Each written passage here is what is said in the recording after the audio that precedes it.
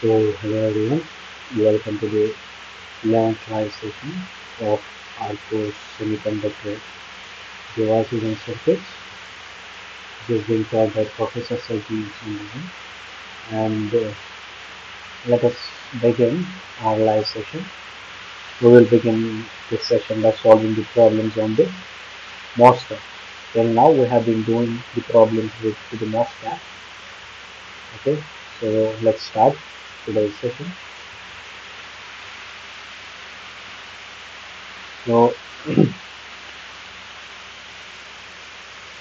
let's start with the first problem. It states that we have to consider an channel MOSFET with W, that's width equal to 15 micrometers and length equal to 2 micrometers, and the oxide capacitance is given to be equal to 69 nanofarad per centimeter square. And we have to assume the MOSFET in the non-saturation regime. Okay, so that's first condition that has been given to us, that the MOSFET is in non-saturation regime. Most of you must be knowing this term as linear region, okay? But the better word or the most suited word for this is non-saturation, okay? There are two regions, one is the saturation region and other is the non-saturation region, which is most commonly labeled as linear region, okay? But the better or suited term for this region will be non-saturation region, okay? With a VDS, that's drain to source bias as 0.1 volt, and the drain current is 35 microamperes. When this gate to source voltage is 1.5 volts, and this drain current increases to 75 microamps when the VGS is 2.5 volts. So we have to compute the threshold voltage of this MOSFET device, okay, from the given data. And also we have been given a hint that since this VDS is small, we can use small VDS approximation in the drain current equation. So let us start solving this problem by knowing the parameters which we are given. First of all, let us write this small VDS approximation. So it will be like this. Second, so since VDS is small, the drain current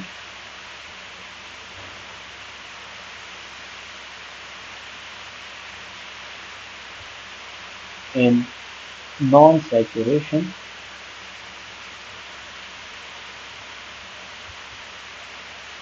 regime for a MOSFET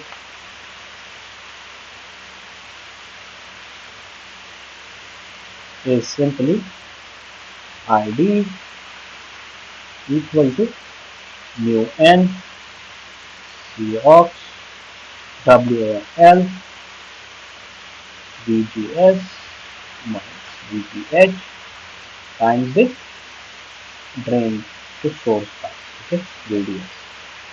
So from here we have two conditions that are given to us. One is VGS, when this VGS is 1.5 volts, ID is simply 35 microamps, and when VGS is equal to 2.5 volts, the ID is 75 microamps. So let's use the both the cases, the current equation for both the cases. We will get that 35 microamps is equal to mu n C of W over L VGS minus VTH. VGS1 is 1.5 VTH times. So let's label it as equation A. Okay. So for the second case, we are having 75 microamps equal to mu n of W over L. VGS minus VTH is simply 2.5 minus VTH times. So let's name it as equation B. Dividing equation B by equation. Okay. What we will get is, we will simply get 75 microamps divided by 35 microamps is equal to mu n C ox W over L 2.5 H S divided by mu n C ox W over L 1.5 H. Okay, so these things will go and we will be simply left with this thing, which is 75 times 1.5 minus VTH is equal to 35 times 2.5 minus VTH. Okay, so it is simply, if I multiply this, it will be 112.5 minus 75 VTH. This is simply 87.5 minus 35 VTH, or VTH is simply 25, right? It implies VTH is 0.6.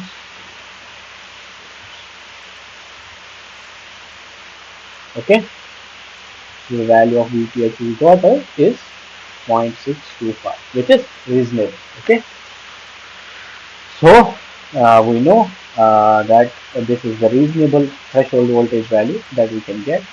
So our approach is correct. Okay, now moving to another problem, which says that we have to consider a P-type MOSFET. Okay, now this is a different channel MOSFET as compared to the previous case. Previously we had N-channel MOSFET, now we have P-channel MOSFET. And the mobility of the holes is given to us, which is 310 centimeter square per volt second. Okay, and the T-ox value is 22 nanometers and W over L is 60. The threshold voltage obviously for this P-channel MOSFET will be negative. Okay, so the negative voltage is the threshold voltage approximately equal to -0.6, and the transistor is biased in saturation region. Okay, in the previous problem the transistor was biased in the non-saturation region. So we have to find the ratio of the drain currents ID1 and ID2 corresponding to two biases, which is two gate biases, which is VSG1 equal to 1 volt and VSG2 equal to 2 volt. Okay, so let me write down the saturation current, the drain current,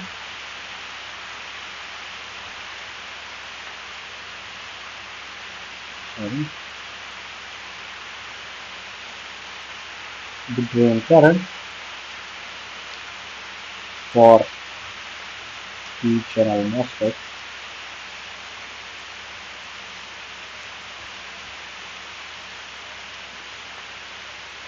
in saturation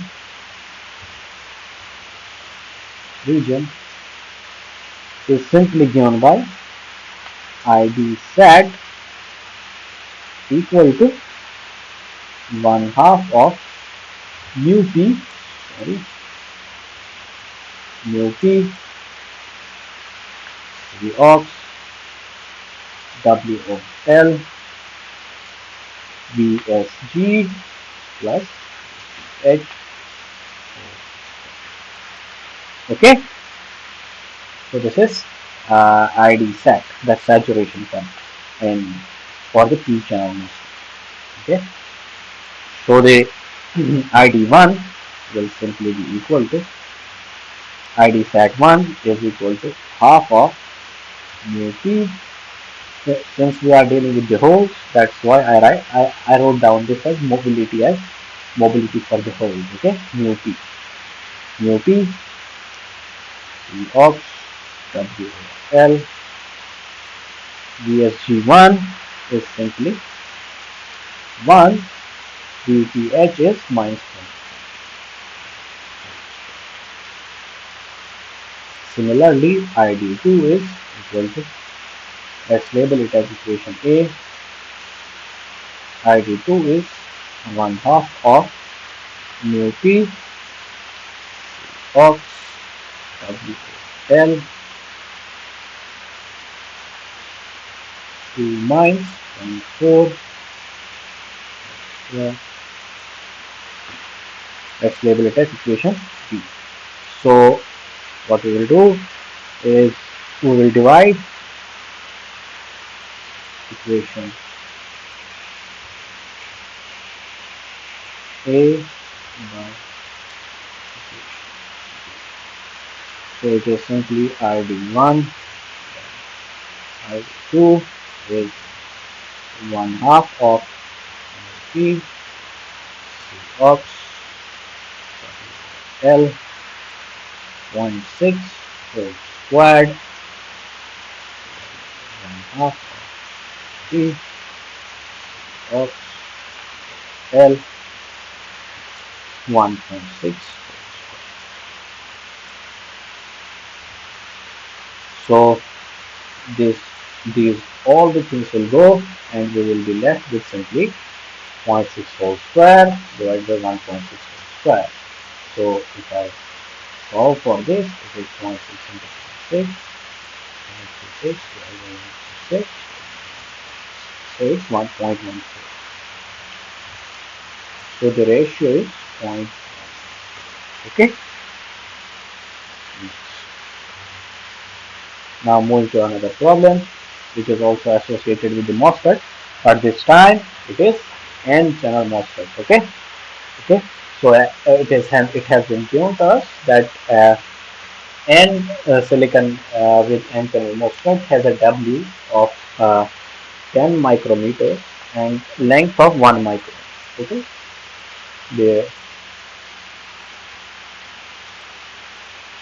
The oxide thickness is 20 nanometers. Okay. And the threshold voltage is 1 volt. The device is biased such with a gate to source voltage of 3 volts and drain to source voltage of 5 volts. Okay. So the mobility has been given to be equal to 300 centimeter square per volt second. Okay. And we have to, by using the parameters which are given to us, we have to tell in which region of operation this MOSFET is operating currently. So what we have been given, let us write those values first. We have been given the value of gate to source voltage, which is VGS equal to 3 volts. We have been given drain to source voltage, which is VDS equal to 5 volts. Okay. We have been given the threshold voltage VTH, which is equal to 1 volt. Okay. Now VGS minus VTH is simply 3 minus 1 is 3. Okay. But VDS is greater than VGS minus VT. Okay, so it means that MOSFET is in saturation.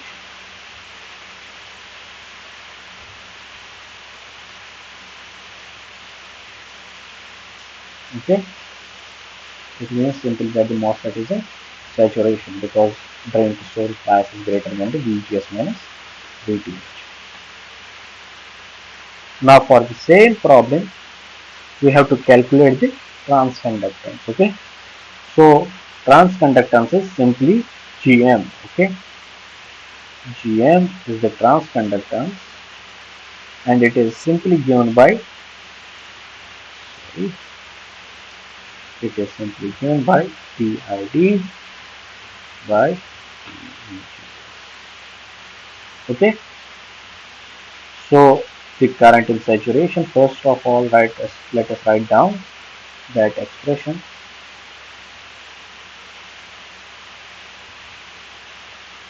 Let's be careful while writing the equation because we are neglecting the channel length modulation.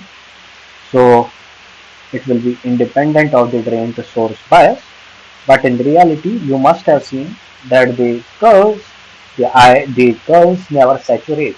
Okay, there is that even after a VDS is such that we have achieved the saturation, we will still be having a slope in the curve. Okay, the IDVD curve. Okay,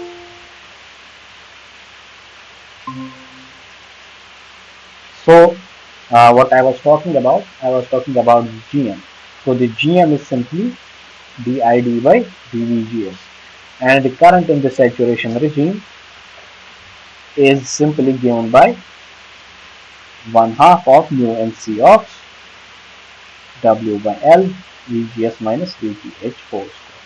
So in this case, what we are doing is we are neglecting the channel length modulation. Okay, that is, there is no drain bias dependency of the drain current in the saturation region. Okay, but in reality what we see is there is an actual dependence of this drain current on the drain to source bias. Okay, and that's why we do not get the completely saturated curves.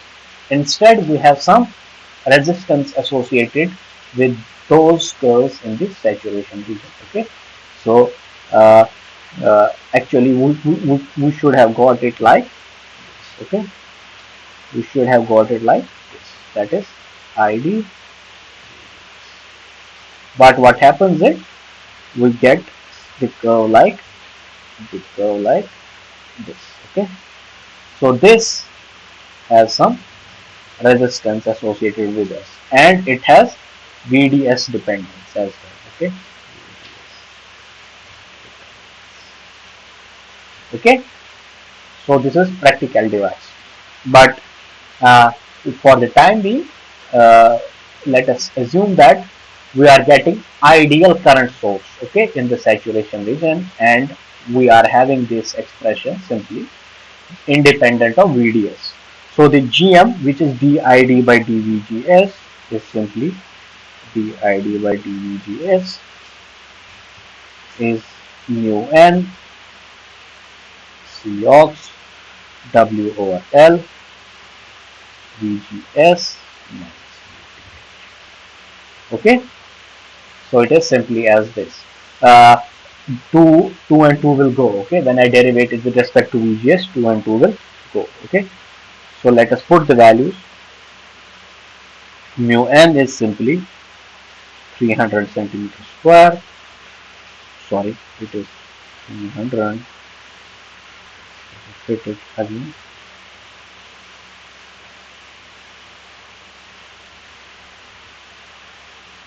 Okay, Cox is epsilon ox by T ox, and T ox is 20 nanometer. Okay, let me write this.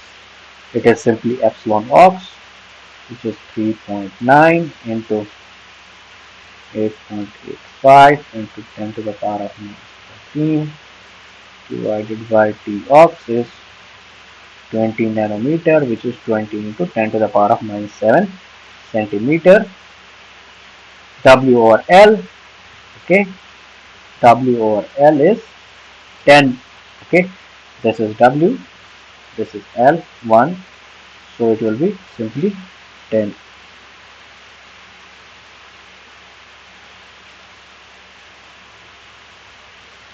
times the VGS minus VTH, okay, VGS minus, sorry, VGS minus VTH is 2.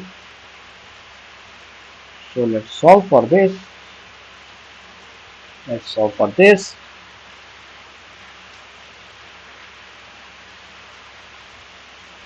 Okay, so it is simply 300 into 9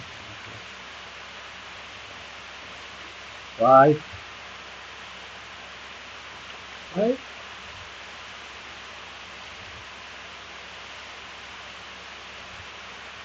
This thing should go with this. Okay, 20. This will be 7. So it is simply 1, 2, 3, 4. It is 1.035 millisieverts. Okay, this is the value for the sheet. Now, okay, now let's move to another problem, which says that we have to consider an ideal n-channel MOSFET with a channel length of 1.25 micron. Okay, it is 1.25 micrometers, and the mobility of the electrons is given to be equal to 650 centimeters square per volt second, and the threshold voltage is 0.65 volts. We have to design the channel width such that the saturation drain current is 4 milliamps for the VGS equal to 5 volts, and the oxide capacitance is given. So all these things are given to us. These are the things which have been given. So let's write down the expression for the current in the saturation regime, which will be simply 1 by 2 mu n ox W over L VGS minus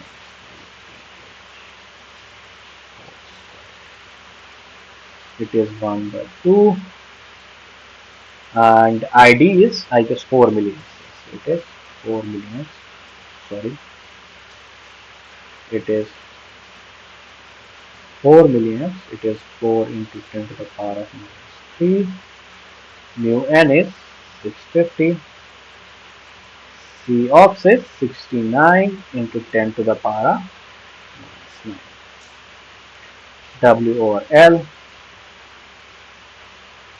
VGS gate to source bias is 5 volts. VTH is 0.65 volts. Okay. So let's solve for this and obtain the value for W over L first. Okay. So it is simply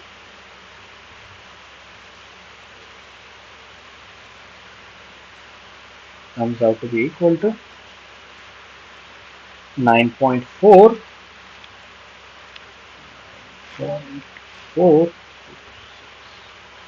or W is simply L times 9.4, or it is simply equal to 1.25 times the 9.426, which is 11.78 microns. 11.78 micrometers.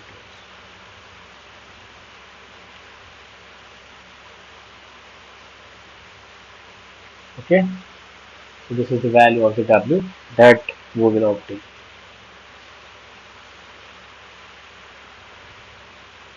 Okay. Now moving to another problem, which says that okay, this is not associated with the MOSFET. It is associated with the MOSFET. Okay.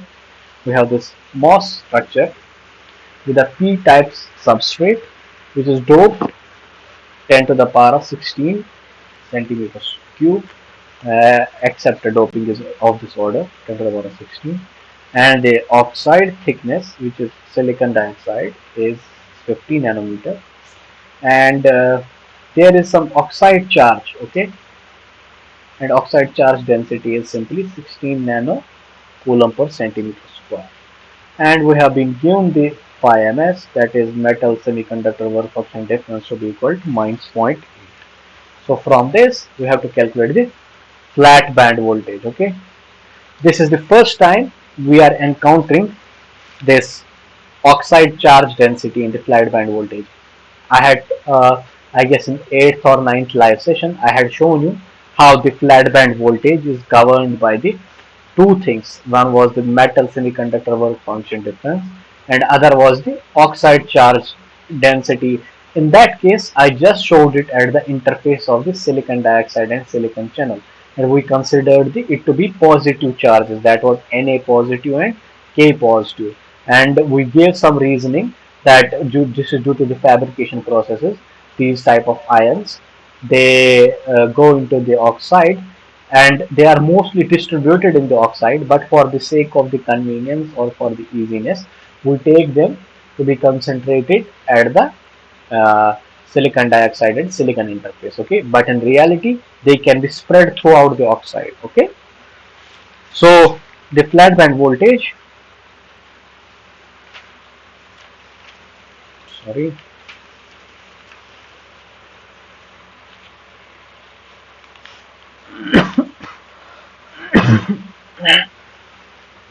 the flat band voltage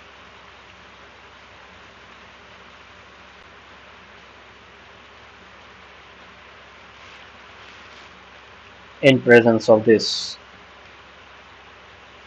in presence of oxide charge,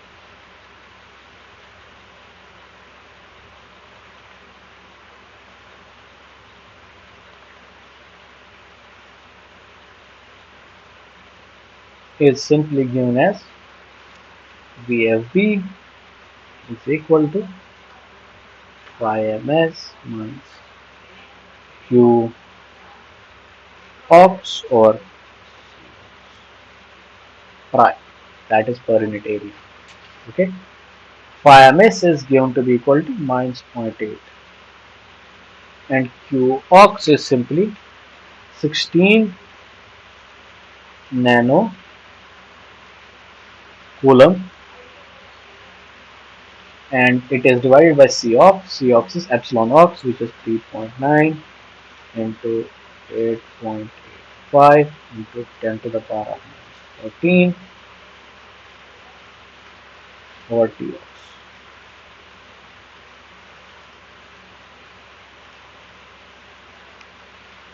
So let me solve for this. It is minus 0.8 minus this thing, which is, it is simply, okay, so it's 16 above, so it will be simply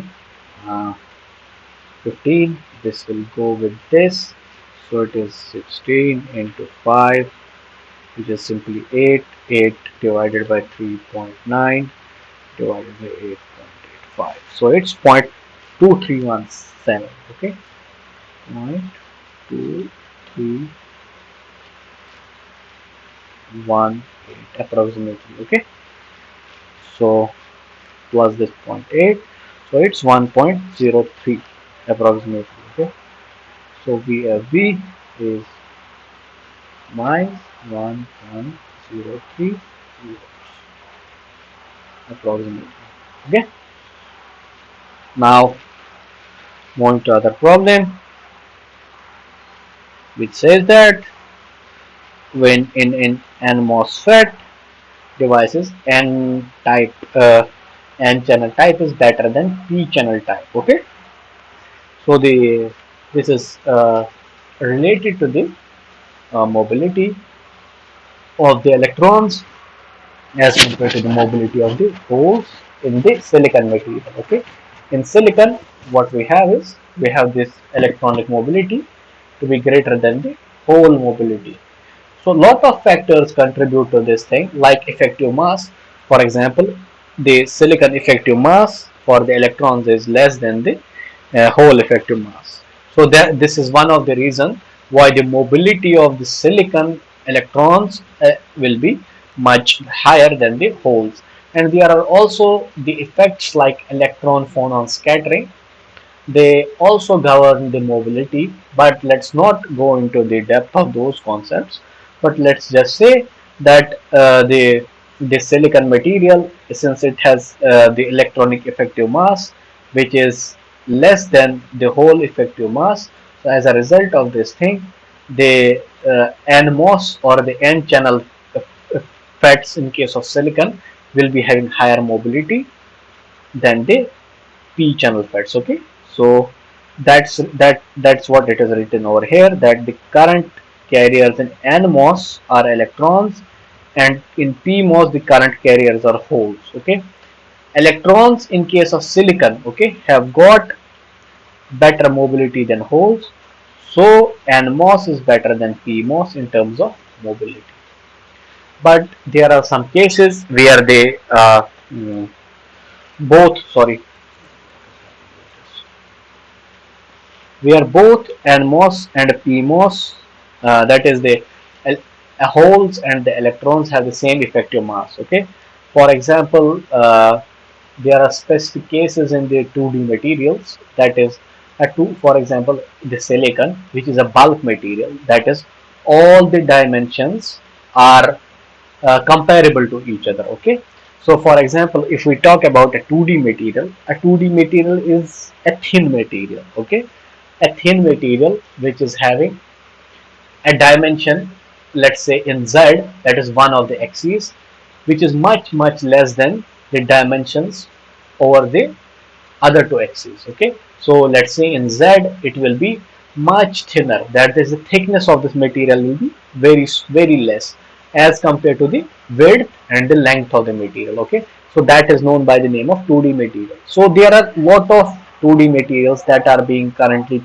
pursued by the research community, and in those materials what we have seen that there can be some materials where the whole effective mass is less than the electron effective mass, and even the whole mobility is much greater than the electron mobility. Okay, so this is not the case, always the case, that the N type devices will be faster because they are having the faster carriers, because it's electrons which is having less effective mass in case of silicon.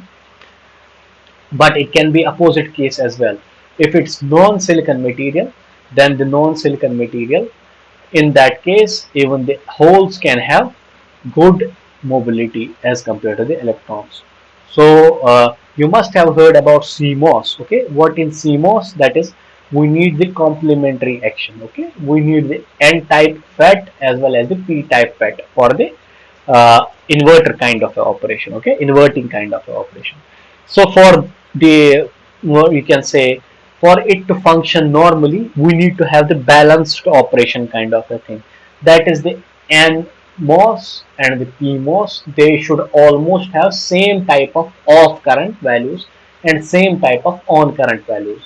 This is only possible if the mobility of the electrons and the mobility of the holes will be comparable to each other. Okay, so for that we will be getting on current values and off current values for both the NMOS and PMOS to be equal. So this is also being actively looked into. Okay, so the devices where this complementary action is due to this NMOS and PMOS, and both the NMOS and PMOS show kind of a balanced kind of a operation.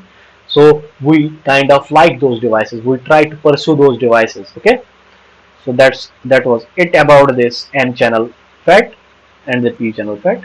So now let's move to the another problem, which is also associated with the same concept of the saturation region and the linear region of a MOSFET. So it says that we have a MOSFET which is shown in the figure. Okay, it is in okay.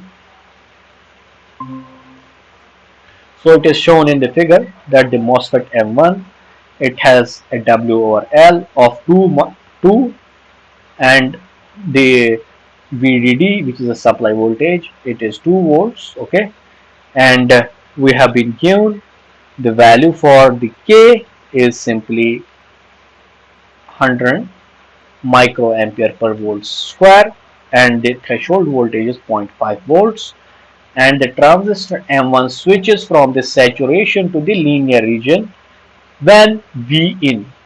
So we have to find the condition on the V in that is applied at the gate of the MOSFET. So actually this is gate, this is source, this is drain. Okay, you must have seen it in the lectures. Okay, so this gate, this is drain, and this is source. Okay, so V in is applied at the gate. Okay, so if we say now this MOSFET M1 is in saturation and it has to switch from the saturation to the linear region. Okay, so let me simply write down the expression for this MOSFET in the what you can say in the saturation. M1 in saturation means it simply means the current is equal to what is it equal to W L mu N C ox. So it's 100 micro. Okay, and W by L is given to us. So it is simply 1 by 2 into 100 into 10 to the power of minus 6. W by L is 2. Okay, VGS minus VTH is 0.5. From this figure, clearly VGS is equal to V in. Okay, because source is at ground. Okay, so it is simply 10 to the power of minus 4 times V in minus 0.5 whole square. Okay, so now this M1 it switches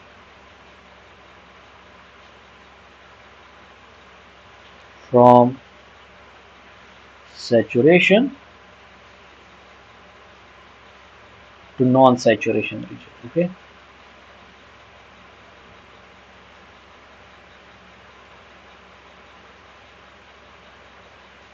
and at that time the VDS it's at the edge. Okay, it's at the edge of the saturation and non-saturation, and at that time VDS has to be equal to VGS minus VT. Okay, so if we simply now use the KVL, we can simply say that the current ID which is flowing in this device, okay, is the same current which is flowing over here, and it is simply given by VDD, okay, VDD minus VDS, okay, by RD. This is the value of the current. Okay, simply, yes, it is absolutely correct. Okay, and uh, VDS is simply VDD is simply 2, VDS is VGS minus VTH, and VGS is V in minus VTH, which is minus 0.5. Okay, is equal to ID. ID is simply 10 to the power of minus 4 times I 10 to the power of minus 4 V in minus 0.5 whole square, and RD is having the value of 10 kilo ohms. Okay, so it is 10 into 10 to the power of 3, So this whole thing will go, okay, and we will be left with simply we will be left with v in minus 0.5 whole squared plus v in minus 0.5 minus 2 equal to 0. V in minus 0.5, so it's a quadratic in v in minus 0.5, so we can say v in minus 0.5 is simply minus times b plus minus b square minus 4ac. B square is 1 minus 4 times 2 times a into c, which is simply 4 2 into 8. It's root of 9 and it is simply 3 divided by 2. So it cannot be negative because it is an n-channel MOSFET, and it is we have said that the MOSFET is in saturation region initially and it has to go to the non-saturation region, and for negative bias it would have been in the accumulation. Okay, so it is simply now V in minus 5 minus 1 plus 3 is 2 divided by 2 is 1, so it is 1, and it is simply V in is 1.5 volts. Okay, so it is option B which is matching our answer, and we will select this option. Okay, option B is the correct option to go with. Now moving to another problem which says that we have to consider an n-channel MOSFET. Uh, for that, let me have some water. Second.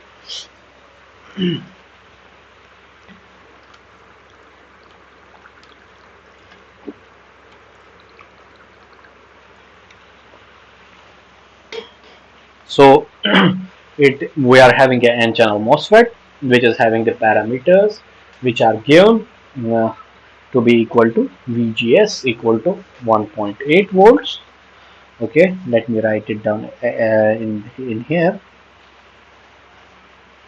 So it is VGS equal to 1.8 volts. W over L is 4. Okay, and mu NC ox is 70 times 10 to the power of minus 6 ampere per volt square.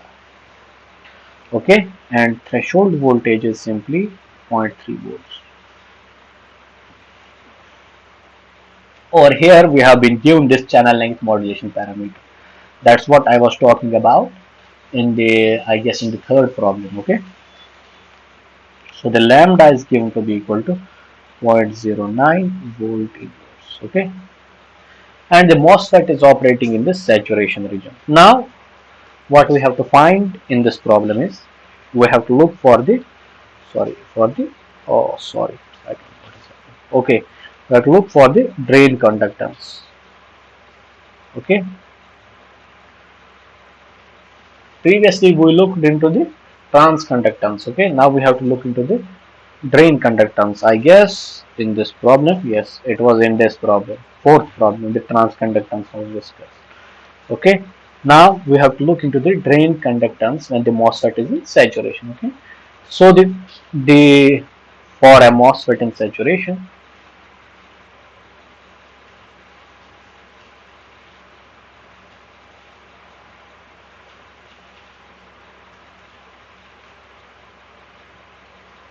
okay, the drain current is simply considering now the channel length modulation as well. Okay, 1 by 2 mu NC ox W over L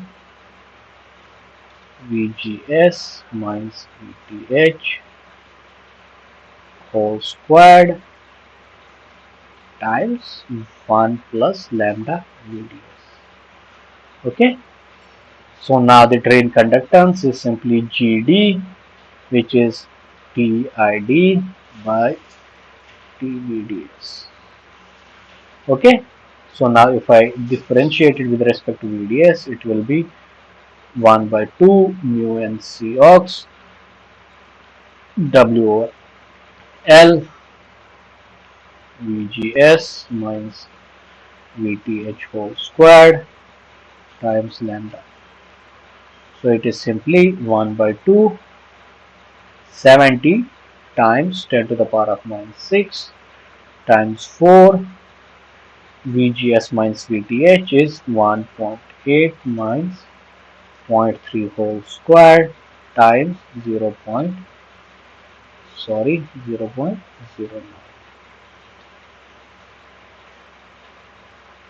Okay, so let's solve for this. It is simply 0.6. So I have to calculate the value in the microsiemens. Okay, so let me keep it 10 to the power minus 6 to be as it is. So it is 70 into 2 into it is 1.5 times 1.5 times 0.09. So it's 28.35. So it is 28.35 micro. Okay.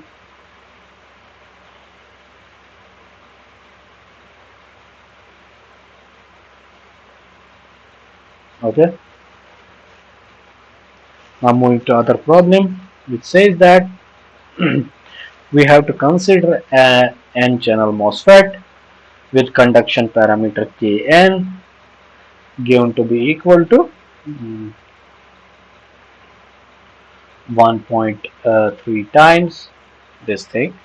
Sorry, it's 0.24 times this thing, and the VGS minus VTH is simply VGS is 2 times VTH. So let me write it like this: VGS is 2 times VTH, and the since we have been given no information about the VDS, we have to assume that the since VGS is already greater than VTH, and we have been given no information about the VDS, we can assume that the MOSFET is in saturation. Okay, so we can simply write ID is equal to 0.249 milli times VGS minus VTH whole square is simply VTH whole square. Okay, because it's VGS minus VTH and VTH is 2 VTH, and it is simply 0.249. VTH is simply 0.75 whole square milliampere. Okay, so it is simply, let me calculate it. Okay,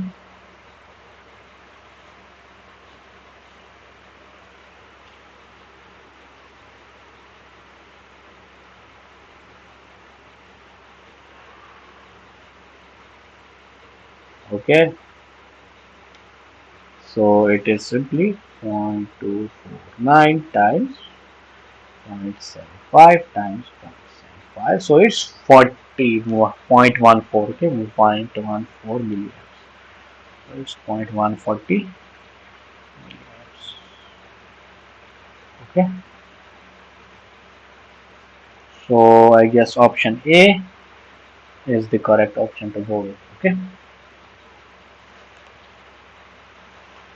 now moving to other problem, which is also associated with the n channel MOSFET, and it says that we have to we have a VGS which is dependent, which is given like this: VGS is 3 minus 2 times, sorry, sine of 4t. Okay, so mu n C ox is 1 milli ampere per volt square. W over L is 10. VTH is 1 volt, and VDS is 1 volt. Okay, yes, correct. Okay, so we have to find the maximum value of the drain current. Okay, the so maximum value of the current. So for this expression, the current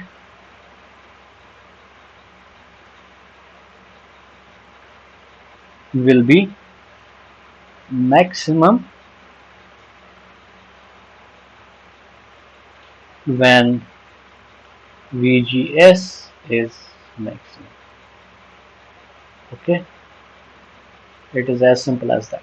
Okay, so VGS max is simply equal to 3 plus 2. Okay, it's 5 volts. So when our sine of 40 is minus 1, that is when sine of 40 is minus 1. Okay, so we have got this VGS value, which is VGS max. Now VGS max minus VTH is simply 5 minus 1 is 4 volts. Okay, now VDS is 1 and VDS is less than VGS max minus VTH. So the device will be in non-saturation region.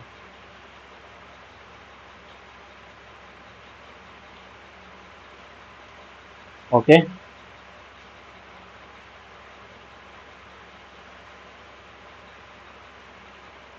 so the device is in non-saturation region and the current will simply be given as 1 by 2 mu n C ox W over L 2 times VGS minus VTH times VDS minus VDS square. Okay, so it's simply 1 by 2 10 to the power of minus 3 times 10 2 times VGS minus VTH is simply 4, VDS is 1 minus 1 square, so it's 4 to the 8 minus 7, so it's 7 and it's 5, 7 5s are is 35, 7 5s are 35 and it's 35 milliamps. So it's option D, which is correct option. Okay, now moving to the other problem, which is related to the subthreshold current of a MOSFET. Okay, we know that in the subthreshold region, the current is increasing exponentially as the uh, charge is increasing, this inversion charge is increasing drastically, and what we have seen is in the subthreshold region, it is mostly the diffusion operation that governs the transport mechanism. Okay, uh, uh, out of the drift and the diffusion, it is the diffusion mechanism. Okay, that governs the transport mechanism in the what you can say in the subthreshold region. Okay, subthreshold region is what I can say if I draw the IDVG in the log scale. Okay, log ID, and this is VG S, then it will be having curve like this. Okay, and this can be considered, and this is considered as subthreshold. Okay, I may be over exaggerating it, but I know what I am trying to picturize to you is that the region which is near the, we can say, off current. Okay, of current value, and in proximity of that we call that the region to be the subthreshold region. Okay, so it is just you can say below the this region where this curve tries to saturate, and after that we are having this saturation kind of a concept, that is the curve kind of a saturates in log scale. I'm talking about the IDVG, and initially it is having some slope, the current rises, the current rises with a slope, okay, which is which is always less greater or equal to 60 millivolt per decade. Okay, if we go for the subthreshold swing for any material which is a normal material at 300 Kelvin, okay, we will be having a limit on the subthreshold swing, and that will be 60 millivolts per decade. Okay, so this governs the switching limit. Okay, for a material like in today's world, we are having the concepts like NCFET, that's negative capacitance field effect transistor. We are having the concepts of the cold source transistors. Okay, we are having the concept of Dirac source transistors, where this limit, they theoretically and even in some cases they experimentally, they have tried to breach this limit of the 60 millivolt per decade subthreshold swing at the room temperature, and they have been able to demonstrate it successfully. But the point over here is that the region, this subthreshold region, is the switching kind of a region. Okay, and we are kind of moving from the starting to move from the off state to the on state of the device. Okay, so this subthreshold region, it is really important to us because it will also be associated with how much the off current device is having, because the off current leakages or the off state leakages, they are also important to us, because during the off state we ideally have to say that there is no power consumption. Okay, but in reality we are always having some small current flowing. Okay, and that causes some issues to the circuits or even to the devices that we are studying. Okay, so the subthreshold region is really important to us, and in today's MOSFET devices, it has been, we can say, the region is quite narrowed. It has been narrowed down, but in the previous, we can say, in the long channel devices, it is quite significant. Okay, so over here you can see an expression which has been given, which is exponentially dependent on the VGS. Okay, that's true because you can see there is this linear region kind of a thing, and this is in log, so it clearly means that the exponential dependence. That's why log ID is linear. Okay, so this whenever you see the relation between let's say log of something is linear with respect to some say x, and we can clearly say that it is an exponential function of x. So that's why the linear region is the linear region in this log IDVG has been modeled by the exponential function. Okay, which is exponential of VGS. Okay, so it has been given that the subthreshold current is less than it is over the range of less than VGS 0 to 1 volt, but in today's devices it can be even less than, let's say, 0 to zero point 0.2 volts. Okay, so and where the factor is 2.1, and this 2.1 factor, it takes into account the interface effects, that's trapping effects, interface state effects, etc. Okay, everything, it has been taken into account in this factor, and we have to assume the value of the thermal voltage to be equal to 25.9 millivolts, and we have to consider 10 to the power of 6 transistors. So this equation is for just one transistor, but on a chip in reality you are having 10 to the power of 6 transistors with same features. Okay, same behavior, and all are biased at the same gate to source and gate to source voltage, and VDD equal to, that is a supply, is equal to 5 volts.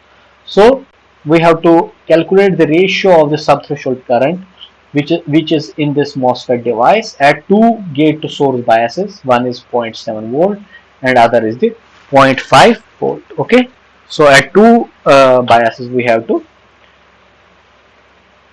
calculate this, you can say. So at VGS equal to zero point 0.7 volts, ID1 is simply 10 to the power of minus 15 exponential of 0.7 by 2.1 times Vt, and at VGS equal to zero point 0.5 volts, ID2 is simply 10 to the power of minus 15 exponential of 5 by 2.1.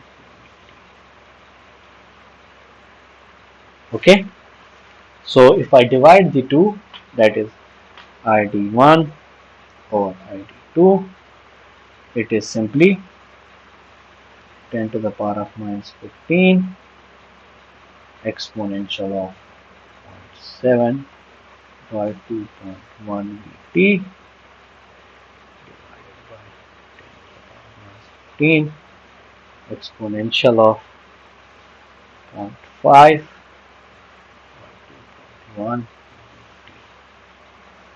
So it's simply, so this 10 to the power minus 15 and 10 to the power minus 15 will go, and we will be left with exponential of 0.7 minus 0.5 by 2.1 Vt.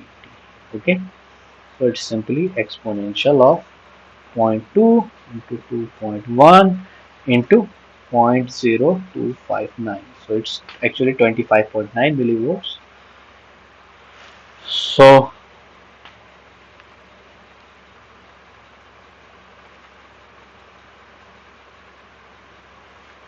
it is simply 0.2 divided by 2.1 by 0.0259, 3.667. It's exponential of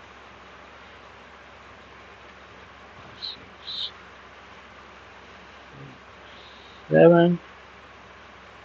So it's 39.6. That is the ratio of the two currents. Okay. So it's approximately option C. Okay. So we will go with the option C. Now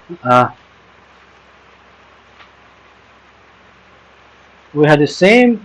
Okay, it is the same problem. So with reference to the details given in question 1, calculate the total current that must be supplied to the chip at 0.7 volt. Okay, so let's first calculate the VGS at VGS equal to 0.7 volts. ID is simply 10 to the power of minus 15 exponential of 0.7 by 2.1 into 0.0259.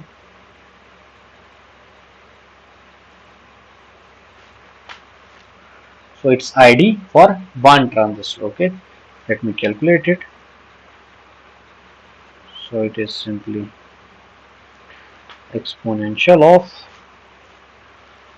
0.7 divided by 2.1 into 0.0259 times. So it's 3.88 into, so it's 3.88 into 10 to the power of minus 10 amperes. So now I total is simply number of transistors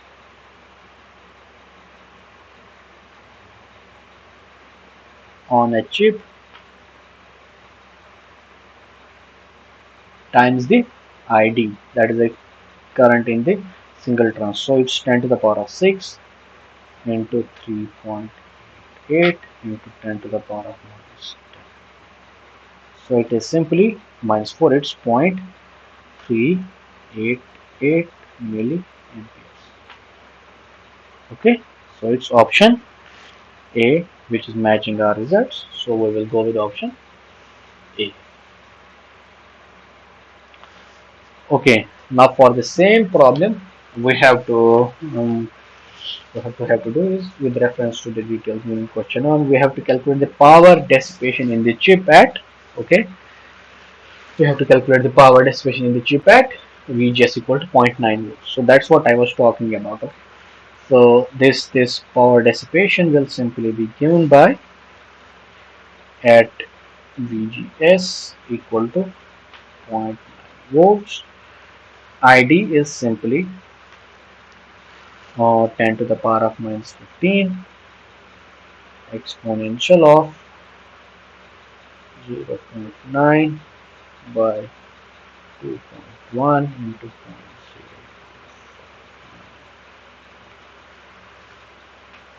So I total is number of transistors, which is denoted by N, times this ID, which is simply 10 to the power of 6 into 10 to the power of minus 15 times this number. Let me calculate this number.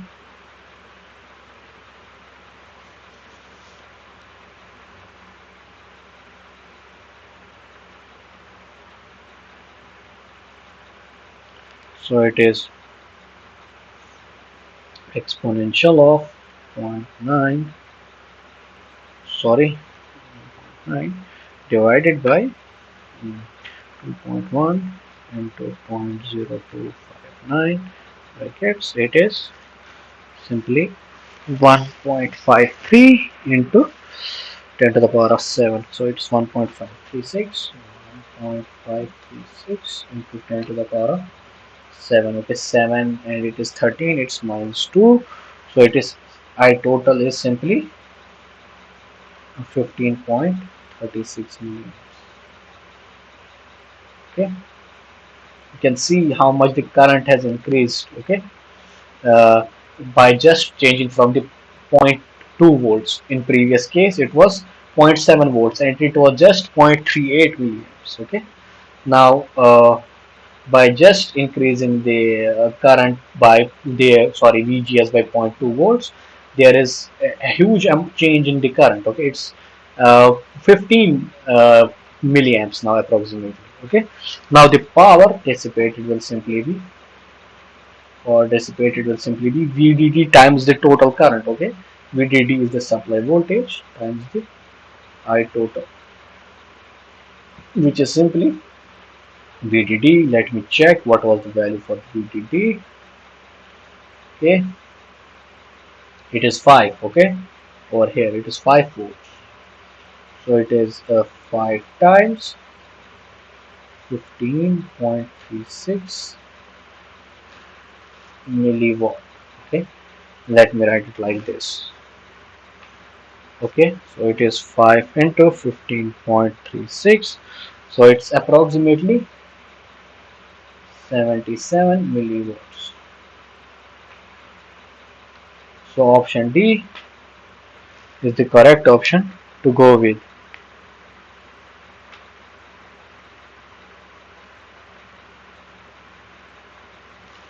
Okay, so it is the correct option to go with.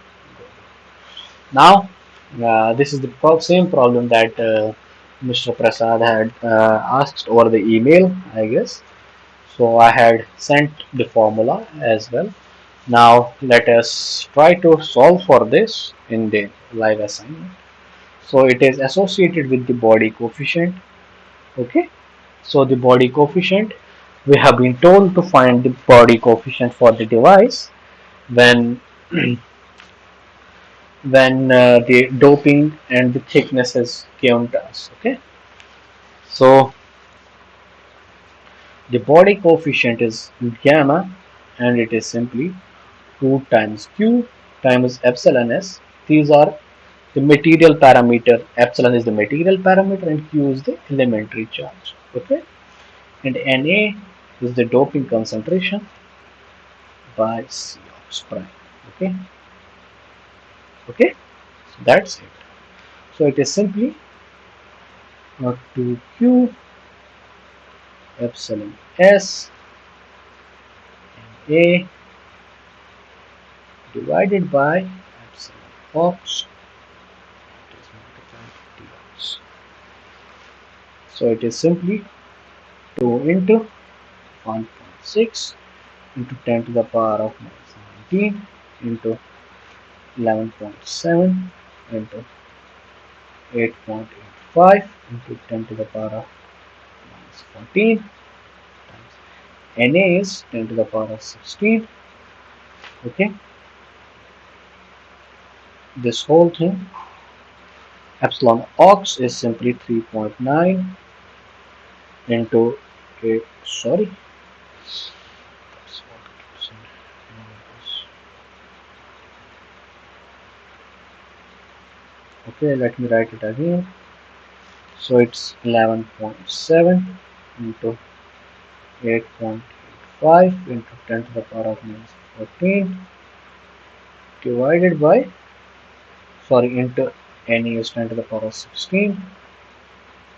This whole thing is under the square root divided by 3.9 into 8.85 into 10 to the power of minus 14. Let me write down Tox below. So it's simply 20 into 10 to the power of minus 7.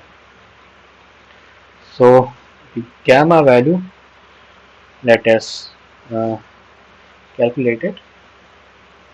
So it's simply 2 into 1.6 into 9.7 into 8.85. So it's 331. So it's simply minus 2, it's minus 17. So it is simply, let me write it over here, 331.344 into 10 to the power of minus 17. This is under the square root, and this simply came out to be equal to 1.725 into 10 to the power of minus 7. So let me write it down over here. So it is simply 0.33. So it's 0.33 root of volt. Okay, so unit will be root of volt. Okay, so the option B is the correct option to go with. Okay, okay. Now moving to other problem, which is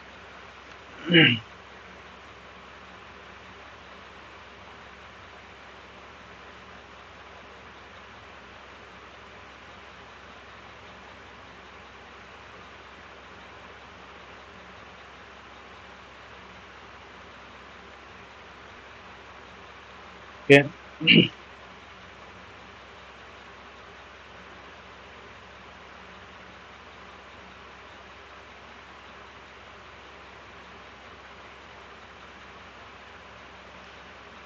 So it is associated with uh, the threshold voltage change, and the for the MOS device, which is in question 4, we have to calculate the change in the threshold voltage when the body bias is applied. Okay, we have this body bias equal to 1 volt.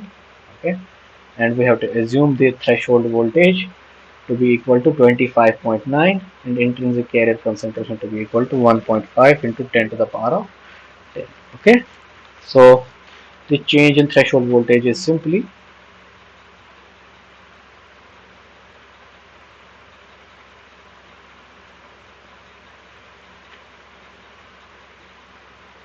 delta Vt. H is simply gamma times, okay, 2 phi f plus Psp minus root of 2 phi f. Okay, so phi f is simply phi t ln of Na by, so it is 25.9 into 10 to the power of minus 3 ln of Na. Na, I guess it was 10 to the power of 16. Yes, it is 10 to the power of 16. So it is 10 to the power of 16 by 1.5 into 10 to the power of 10.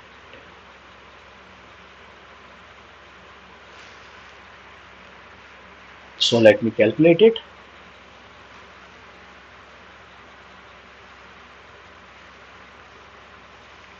So it is simply,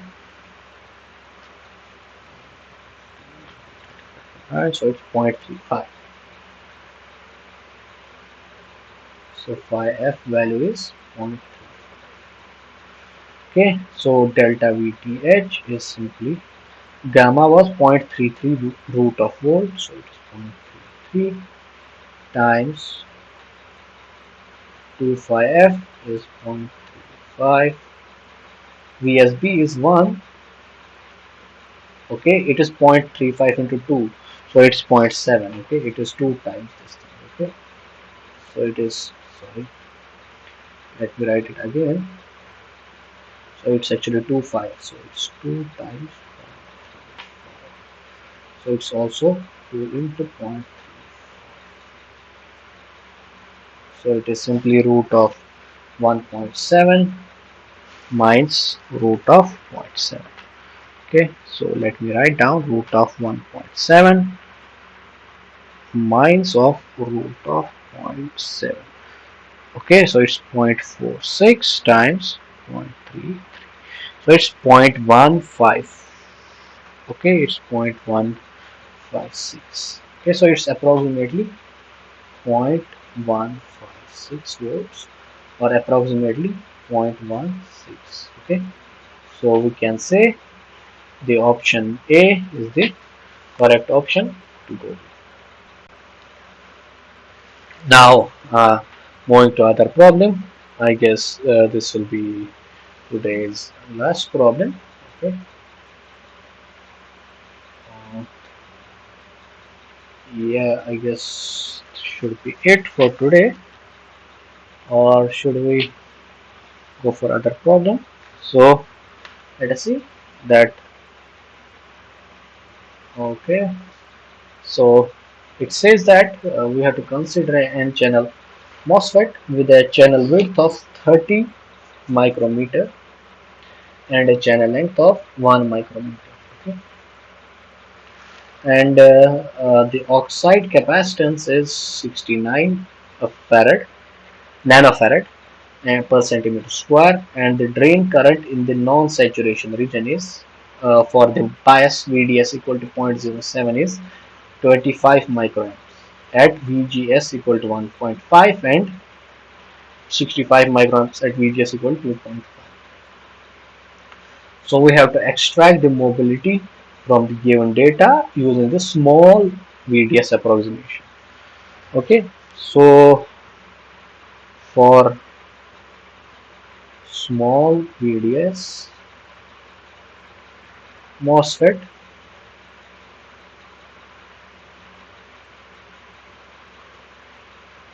is in non-saturation region.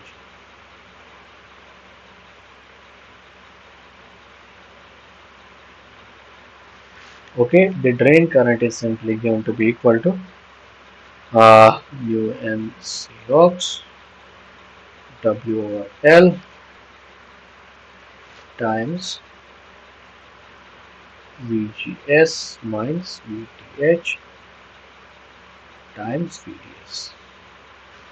Okay, for VGS equal to 1.5 volts, VDS is 25 micro, so it is 25. Okay, it is 25 micro.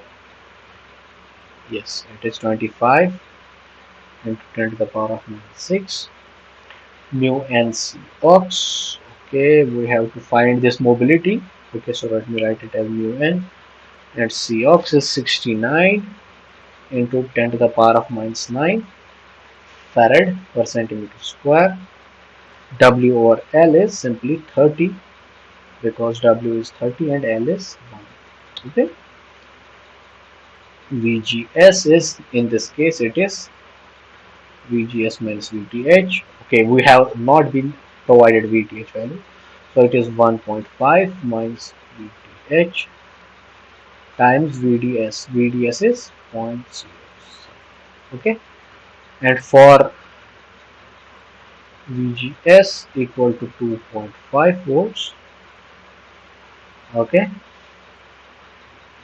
the current is 65 microamps, so it is 65 into 10 to the power of minus 6 mu n, 69 into 10 to the power of minus 9 W over L is 30. VGS minus VTH is now 2.5 minus VTH 0.07. Okay, so uh, the prefactor is same, I guess. Yes. Okay, so what we can do is we can subtract the two equations. Okay, in order to get rid of VTH and to be able to find the uh, mobility value. So to get rid of not rid of VTH, we subtract equation A from equation B. Equation B. Okay, so it is simply 65 minus 25 times 10 to the power minus 6. Okay, times the prefactor we need to take into account. Prefactor is simply mu n times Cox is 69 into 10 to the power of minus 9 times 30 times 0.07, which is VDS. This has been subtracted with 2.5 minus VTH. 2.5 minus VTH. This will be subtracted with minus 1.5, and it will be minus 1.5 plus VTH. So VTH and VTH will go, and this will be just 1. Okay, so it is simply 65 minus 25, which is simply 40. Okay,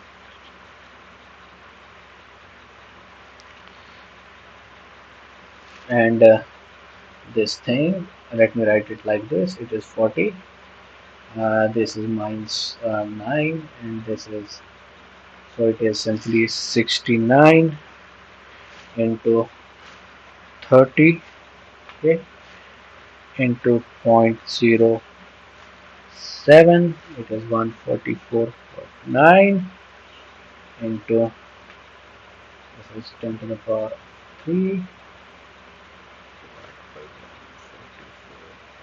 9, it is simply 40 divided by 144.9, okay, into 10 to the power of 3. So it's approximately, this is mu n, so mu n is approximately 276.5, okay, centimeter square per unit second. So let's check the options. So option C is the correct option to go with. Okay, so I guess that is it about the MOSFET problems today. And in the next section or in the next live session, we will mostly solve the problems related to the circuits. Okay, then we will do the circuit analysis, how the small signal analysis is done for the MOSFET devices. Okay, so I guess that's it from my side for today. Okay, so if you have any question or query, you can ask. And I guess this was one of the query that was asked for email, I guess. Where is it? Okay, this question. So it was somewhat similar to the question that was asked, and we have calculated the body coefficient in the problem. Okay, body effect coefficient for the device, and uh, we can calculate it just by using the doping concentration and the oxide thickness, assuming that the material is silicon, okay, which has been given to us, okay. It has been given to us that the material is silicon. That's why we were able to take the value of the relative dielectric constant to be equal to 11.7, okay. So it was, and the thickness of the oxide was given, and we assumed the oxide to be silicon dioxide, and we took the value of the relative dielectric constant to be equal to 3.9, okay. So that's how we can solve for the body effect coefficient by just knowing the doping concentration and the oxide thickness, okay. So if we have no questions, we can end today's session. And if there are any other queries, you are always okay. I always provide the notes, Mr. Prasad. They are always present in the link that has been shared to you. I upload my notes as PDF, okay, in that particular drive. You can always go to the drive, and there will be it will be named by, I guess, lecture 11. Yes, it will be named as lecture 11, and you can find the notes. All the previous notes are also uploaded in the same drive, okay. You can go to the drive which has been shared to you by the NPTEL team. You can even see the video recordings from there. We have the YouTube channel YouTube video links over there, and also the YouTube channel links over there. And also in the second column, what you will find is there will be a Google Drive link, and in that Google Drive link, we have provided all the lecture notes. Okay, all the live session lecture notes, okay, not the lecture notes. So I guess if you have any other query, you are free to ask, and as usual, you are always free to ask or email. So uh, if we have no queries, we can end today's session. So thank you for joining this session. Okay, thank you.